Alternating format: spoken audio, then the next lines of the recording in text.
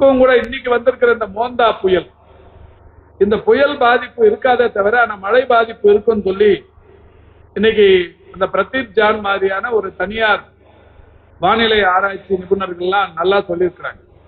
இன்னைக்கு அந்த பிரதீப் ஜானோட அறிக்கையை படிச்சவங்களுக்கு நல்லா, பார்த்தவங்களுக்கு நல்லா தெரியும். இந்த மழையை அவர் அனுபவிக்க சொல்றாரு.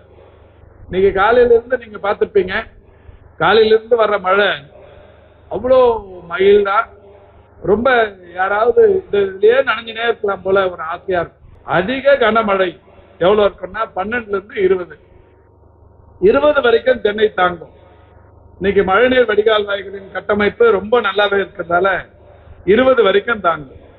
இங்க அதே பிரதீப் ஜான் என்ன சொல்றாருன்னா, 20க்கு மேலேயும் போச்சுன்னா எக்ஸ்ட்ரீம்லி ஹெவி ரெயின், அதுவும் கூட வாய்ப்பு இருக்கின்ற. எந்த தெருவில் பார்த்தாலும் போன மழைக்கு தண்ணி நின்ன இடத்துல இந்த தடவை அங்க மோட்டர் வச்சு நிற்கிறாங்க. எல்லா இடத்துலயும் நிறைய ஏற்பாடு பண்ணிருக்கிறாங்க. பெரிய பாதிப்பு கடந்த ஆண்டும் அதற்கு முந்தைய ஆண்டும் இல்லை. அதே மாதிரியான பாதிப்புகள் இல்லாத ஆண்டாக இந்த ஆண்டையும் நீங்கள் உருவாக்குவீர்கள் என்கின்ற நம்பிக்கை இருக்கிறது. இதுவரை வந்த மழையிலிருந்து மிக சிறப்பாக தற்காத்திருக்கிறீர்கள். இன்னும் இந்த மீதி இருக்கிற இந்த 1.5 மாசம், மீதி இருக்கிற இந்த ஒரு 60-70 சென்டிமீட்டர் மழையை நாம எப்படி ஃபேஸ் பண்ண போறோங்கிறதான் இந்த கூட்டத்துல நாம பேசி தீர்த்துக்க வேண்டிய விஷயம். இந்த கூட்டம் ஆரம்பிச்ச உடனே ஆரஞ்சு அலர்ட்னு சொன்னாங்க.